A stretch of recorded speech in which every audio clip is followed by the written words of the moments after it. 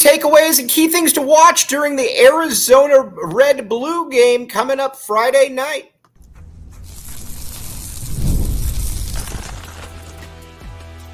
You are Locked On Wildcats, your daily podcast on the Arizona Wildcats. Part of the Locked On Podcast Network, your team every day.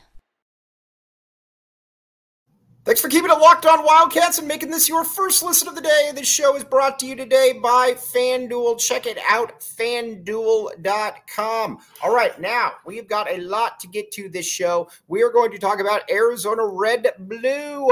Okay, now this is, I think, going to be a very, very good Arizona basketball team. I think it's going to be the toughest team that we've seen in the Tommy Lloyd era. And again, it better be the toughest team of the Tommy Lloyd era because you're going into the Big 12. So you got to keep that in mind. Now, what are some of the things to keep in mind here to be able to watch for? First of all, Koa Pete is going to be here. That is a big, big thing for the University of Arizona. Koa Pete. He is obviously a priority recruit for the University of Arizona and has been so since day one. Koa Pete, Braden Burries, those are the guys that you want to be able to keep a close eye on, because if you could get a commitment from one of those two, that would be a massive deal. But again, Arizona is going to make sure that they have a great time, obviously. Now, let's talk about what you want to see on the court. First thing that I think it's going to be interesting to see are some of the newcomers. I think some of the newcomers are going to be very fascinating here. And the first one that I think that we need to talk about here a little bit is, well, Trey Townsend. Obviously, you're replacing Keyshawn Johnson. Keyshawn Johnson is a player that everybody knows was a really good player, but again, he didn't bring you a ton of offense. And I think that that's something that you want to be able to keep in mind on is where exactly is this when it comes to where exactly is this team when it comes to offense, when it comes to, players that can get their own. And that's why I've been so bullish on him for the longest time, is that I believe he can get his own. And I think that is a huge part of all this. And when you watch this squad as well, you also know that there is, besides just that, there's going to be some dudes up front that are going to be very interesting. Mo Krivas. Mo Krivas is going to be massive in all of this. Excuse me. Mo Krivas is I think Mo Krivas is going to show the world that he is ready for prime time, that he is ready for, that next level.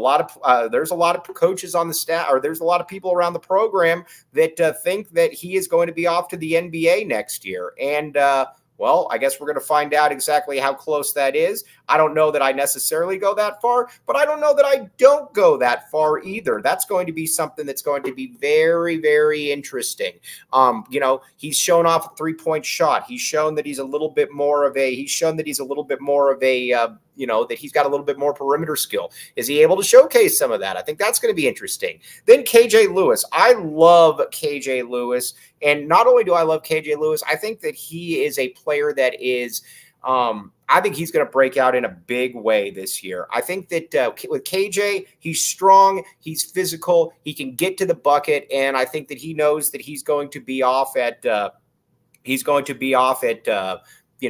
off to the NBA, and I think he's a first-round pick. I like KJ Lewis a lot, and not only do I like KJ Lewis, I think that he's going to show you that he's got more skills than people think. I think a lot of people are kind of at the point where you're like, all right, well, is he just a hustle player? Is he a Son Adams type that you're going to see him be able to break some guys down off the dribble, make some secondary moves, be able to do a lot of different things that, will put him on the NBA draft radar and in a more, in a higher position. How about that? I also think that he's going to be able to be the dude that is going to be able to get to the, is going to be able to carve out a role for himself. I think that's going to be an exciting thing to be able to watch for him and where exactly he does reside there. But defensively as well, I think that he is a massive deal for Arizona. Then Caleb Love. My whole thing with Caleb Love has been this. I like Caleb Love a lot. Not only do I like Caleb Love a lot, I think that he is a player that you're like, okay, All you got to do is be able to get a little bit more efficient. If you can get a little bit more efficient, then you're going to be in a much better spot. That's always kind of been the case with me, is can he just be a little bit more efficient? And I think a big part of that is being able to get to the hoop. And he can get to the hoop. Guys that can't score can't really get to the they can't really shoot, they can't really drive. They're going to live and die with the three-point shot. I don't want him to live and die with the three-point shot. I think that he can get to the basket. I want him to be able to shoot 6 free throws per game, something like that. I don't know why that he can't. And I think that he's going to be able to prove just that. And then Jaden Bradley, I am a massive fan of Jaden Bradley. I think Jaden Bradley is going to Jaden Bradley is going to be the player that is going to be the first really good point guard of the Tommy Lloyd era. It's wild to say that here at Arizona, but Arizona really hasn't had good point guards here in this era. Kirk Kriisa and Kylan Boswell, no thanks. These dudes, I think Jaden Bradley is going to be that first dog that Tommy Lloyd has had. I'm excited to see exactly what he can do. And that's kind of, with that starting lineup, that's kind of your starting lineup. And I think there's a lot to like about that because, again, you've got toughness. You've got guys that can get their own. I think that is a huge part of that. And not only is that a huge part of that, I think that is a big part of everything that you're going that's going down with Arizona is that. Now, when it comes to some of the other players that I think we need to talk about here in a second, there are a variety of different ones. But first, let's talk about FanDuel. All right, FanDuel.com. Okay, here's the deal. FanDuel, all kinds of good stuff with FanDuel. As you know, here's the deal. NFL fans, you can start a big return on FanDuel, America's #1 sports book. So when you get a hunch in the middle of the game, you can check out the latest stats. FanDuel has you covered. They want you to have a good time. And again, the great thing about FanDuel too, college football's here. College basketball literally is right around the corner as we are breaking all of this down. Obviously, that is all huge, and FanDuel is the place that you want to be able to hop all of that. And so we will see you there on FanDuel. Check it out, FanDuel.com. Again, bet on things you like. It makes it even more enjoyable. Thanks for giving a Locked On Wildcats and making this your first listen of the day. I am your host, Mike Luke. All right, now let's talk a little bit about here Arizona and the bench. I think the bench is going to be massive here for Arizona. You need to be able to get really big contributions from the bench, and I think the coaching staff is very, very high on some of these players. And the first one we got to talk about is Carter Bryant. With Carter Bryant, you know that there's a couple things that are in play here. He is immensely talented. He's also a great kid. The thing that with Carter Bryant that I think a lot of people need to look at is you're like, okay, with Carter Bryant, you're like, is he a 1 or is he a 2-year player? Well, he's been so good in practice that I think you're now starting to look at it that he might be a one and done type. And if he's a one and done type, obviously that is not the greatest thing in the that is not the first thing in the biggest thing in the world. And with when it comes to this, you also know for a fact that Carter, good kid, he's going to continuously get better. He's not only is he going to continuously get better, he's going to be the guy that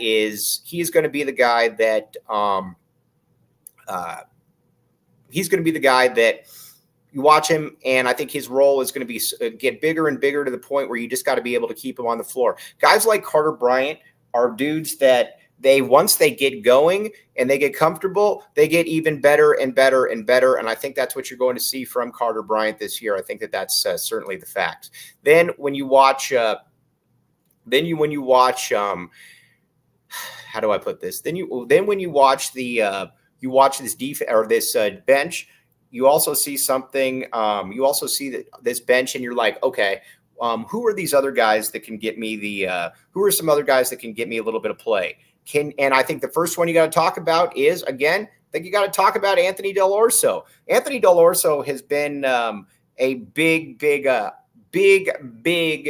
improvement, I think, for University of Arizona, and he's really impressed in practice. I think that the thing that is also really impressive is that he can shoot, and he's a better ball handler than I think a lot of people thought he was going to be. And that is the big thing with him, is who is going to be that guy that gets that ball handling and really kind of, you know, becomes that backup ball handler. Can it be him? Can it be Caleb Love? Can it be any player like that? And Del Orso, I think, has got that possibility. I don't think that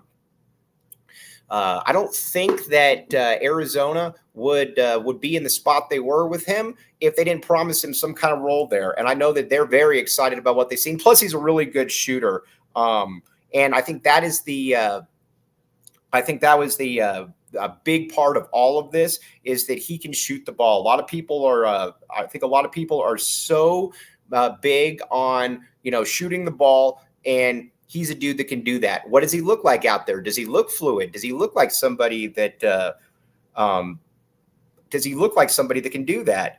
And I think that he's going to show that. Now, in Tobe Awaka, that's another one. Tobe Awaka is he's a big dude, and he is big, he's strong, he's physical, and he can throw some bows around. That's what that is the thing that I think is really, really good about him, is that he can kind of show you where he's at. And you know what? You need to be able to watch yourself around Tobe Awaka. I also think that he's going to show that offensively he is a much, much better player than so many people gave them credit for.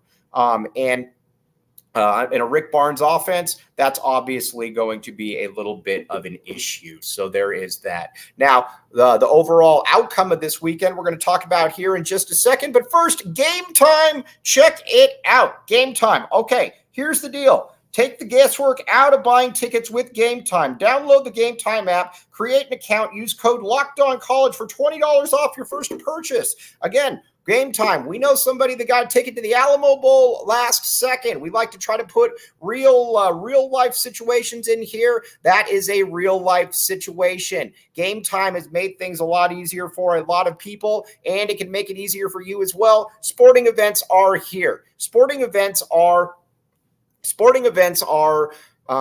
you know, where you go to, and you're like, man, I wish I had a ticket. Game Time says, make Game Time, and use it, and we will you will thank me later on this. That is the great thing about Game Time, is that you need to, is with Game Time, you also know that guess what? It's pretty good stuff. Check it out, Game Time, another one where you will thank me later.